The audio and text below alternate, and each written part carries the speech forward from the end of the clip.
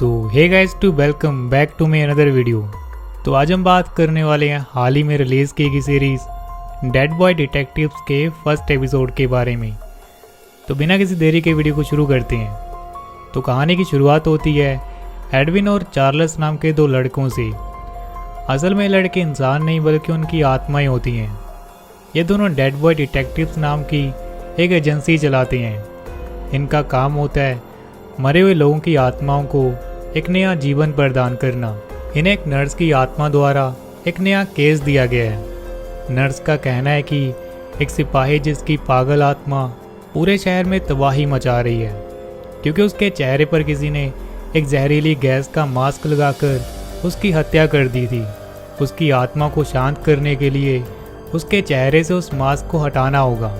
Edwin और Charles इस case को ले लेते हैं और उस सिपाही का पीछा करते हैं, लेकिन उस सिपाही की आत्मा इतनी पागल और खून की प्यासी होती है कि वो एडविन और चार्ल्स के ही पीछे पड़ जाती है। एडविन और चार्ल्स के भागने से इस एपिसोड की शुरुआत होती है।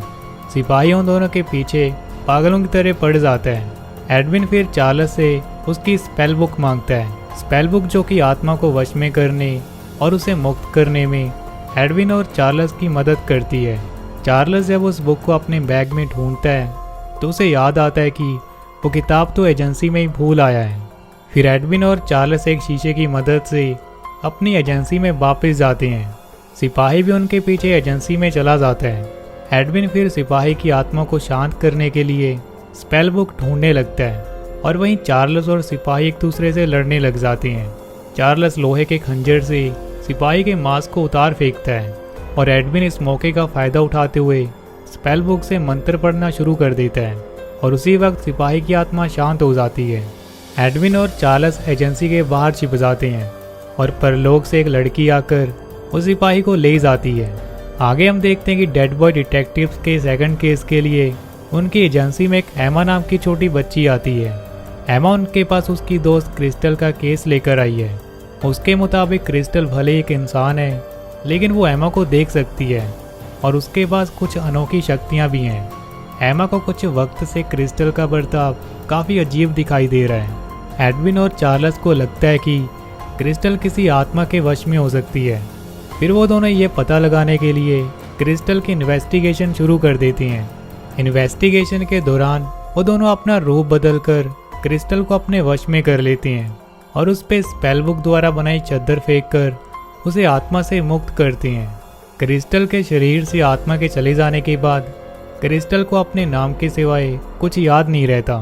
आगे हम देखते हैं कि चार्ल्स क्रिस्टल के बारे में जानने की कोशिश करता है। क्रिस्टल से दोस्ती होने के बाद चार्ल्स उसे उसकी ज़िंदगी के बारे में जब तक याद नहीं आ जाता वो उसे अपनी एजेंसी में रहने के लिए कहता है, लेकिन ये बात एडविन को पसंद नहीं आती और वो ऐसा करने से चार्ल्स पे गुस्सा करता है। चार्ल्स एडविन से क्रिस्टल को तब तक रहने की अनुमति लेता है जब तक क्रिस्टल की याददाश्त वापस नहीं आ जाती और उसका मानना है कि क्रिस्टल अपनी शक्तियों से हमारे काम में मदद कर सकती है। उसके बाद एजेंसी में एक पोस्टमैन आकर कुछ नए केसेस लेकर आता है। एक केस की फाइल क्रिस्टल उठा लेती है, जिसे देखते ही क्रिस्टल का बर्ताव काफ़ी अजीब सा हो जाता है और उसकी आंखें सफ़ेद हो जाती हैं। क्रिस्टल को उस केस फाइल से पता चलता है कि बेकी स्पेन नाम की लड़की को एक औरत ने अपनी काली शक्तियों से अपने घर में कैद कर रखा है। एडविन इस केस के लिए राज़ी नहीं होता क्योंकि उस केस को क्रिस्टल ने चुना होता है, लेकिन चार्ल्स और क्रिस्टल के काफ़ी देर मनाने के बाद वो तीनों बेकी को बचाने के लिए निकल पड़ते हैं। उसके बाद वो तीनों एक कसाई की दुकान में जाकर एक किराए पर कमरा लेते हैं। उस दुकान में रहती एक लड़की से पता चलता है कि उस कमरे के बगल में एक सीरियल किलर भी रहती है। उसके बाद वो तीनों अपना रूप बदलकर बेकी के घर पे उसके माता पिता से मिलते हैं और बेकी के बारे में कुछ सवाल जवाब करते हैं।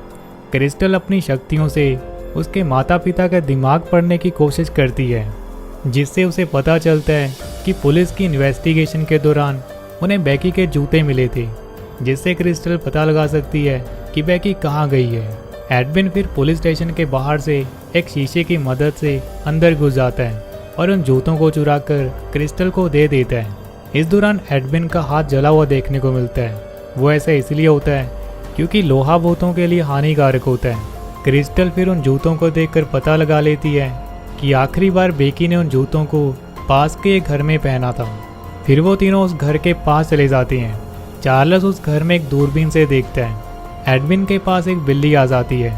एडविन उस बिल्ली से बात करता है और उससे उस घर के बारे में पूछने लगता है। उस बिल्ली से एडविन को पता लगता है कि वो घर एक चुड़ैल का घर होता है, जिसके डर से वो बिल्ली उस घर में कभी जा नहीं सकी। उसके बाद वो तीनों उस घर में घुसने के लिए प्लानिंग करती हैं और उस घर की जानकारी निकालती हैं। इस विषय में चर्चा करने के लिए वो तीनों एक रेस्टोरेंट में बैठे होती हैं।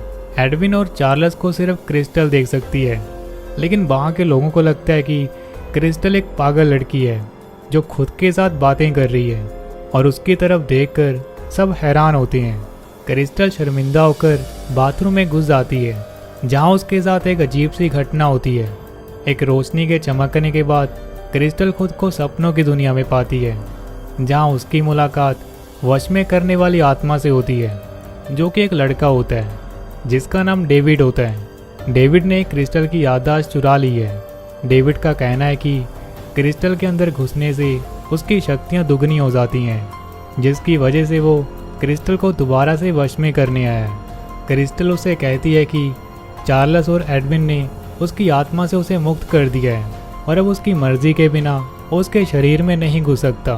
तभी चार्ल्स क्रिस्टल को सपने से जगा देता है और उसे बताता है कि वो कैसे किसी आत्मा से बात कर रही थी और लोग उसकी तरफ देख रहे थे। क्रिस्टल और एडविन के बीच इस हादसे को लेकर एक बड़ी बहस होती है। क्रिस्टल वहाँ से गुस्सा होकर चली जाती है। एडविन और चार्ल्स भी क्रिस्टल को लेकर आपस में लड़ने लगती हैं, और इस दौरान एडविन के अतीत के कुछ पल हमें दिखाए जाते हैं, जिनमें हमें देखने को मिलता है कि एडविन की मौत कैसे हुई थी। उसके बाद हम देखते हैं कि क्रिस्टल अपने कमरे में वापस आ जाती है और काफ़ी परेशान दिखाई देती है। चार्ल्स उसे एक शीशे के पास ले जाता है और उस शीशे में उसे अपने माता पिता की तस्वीर दिखाता है। वो कहता है कि उसके माता पिता अभी भी जिंदा हैं और वो कभी कभार उन्हें ऐसा देख लेता है। चार्ल्स फिर क्रिस्टल को अपना अतीत बताने को कहता है। वो चाहता है कि अगर वो हमारे साथ रहना चाहती है तो उसे उन पर यकीन करना होगा और उन्हें उसके बारे में पता होना चाहिए। तभी वहाँ एडविन आ जाता है और चार्ल्स से कहता है कि उसे उस घर के बारे में कुछ जानकारी मिली है और वो उस घर में जाने वाले हैं, लेकिन क्रिस्टल के साथ नहीं जाएंगे। फिर क्रिस्टल उन्हें अपने अतीत का जिक्र करती है।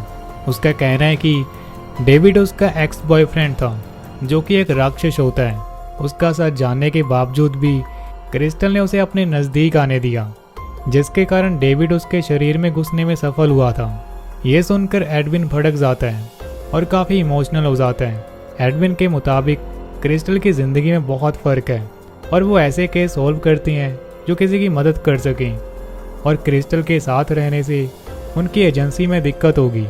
लेकिन क्रिस्टल एडविन से कहती है, मैं बेकी की जान बचाना चाहती हूँ और उसकी वजह से इस केस में कोई दिक्कत नहीं होगी।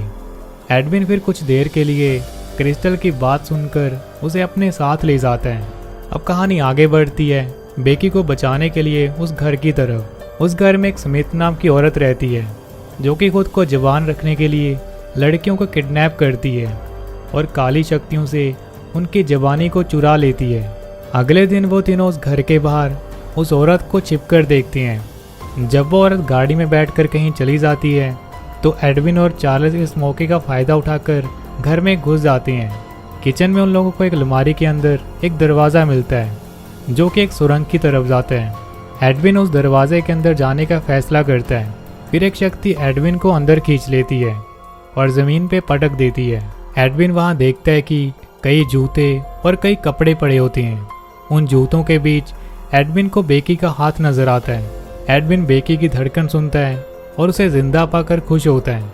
चार्ल्स फिर सुरंग में एक रस्सी और अपना बैग फेंकता है ताकि एडविन ऊपर आ सके और बेकी को बैग में छिपाकर ला सके। और वहीं क्रिस्टल के पास चुड़ैल स्मिथ आ जाती है, जो उसे अपनी शक्ति से अपने वश में कर लेती है। एडविन और चार्ल्स भी घर के बाहर आ जाते हैं। वो दोनों फिर उस औरत पे हमला करते हैं, लेकिन वो औरत उन दोनों पे अपनी लोहे की छड़ी से हमला करती है। लेकिन जैसे कि हम जानते हैं कि क्रिस्टल के पास कुछ अनोखी शक्तियाँ हैं, जिनकी मदद से क्रिस्टल उस औरत के दिमाग में घुस जाती है और उसे कुछ देर के लिए शांत कर देती है।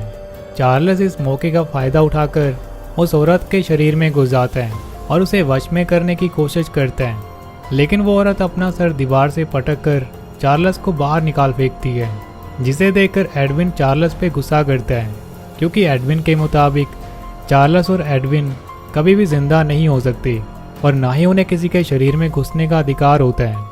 वो औरत फिर उन तीनों को चुनौती देकर घर के अंदर चली जाती है और वो तीनों वहाँ से बेकी को ले जाने में सफल होते हैं। क्रिस्टल बेकी को अपनी शक्ति से उसके साथ हुए हादसे को दिमाग से निकाल देती है और उसे अपने घर जाने देती है। आखिर में हम देखते हैं कि चार्ल्स के उस औरत के शरीर में घुसने के कारण परलोक डिपार्टमेंट में पता चल जाता है। अब आगे देखना होगा चार्ल्स के इस गलती का नतीजा क्या होगा।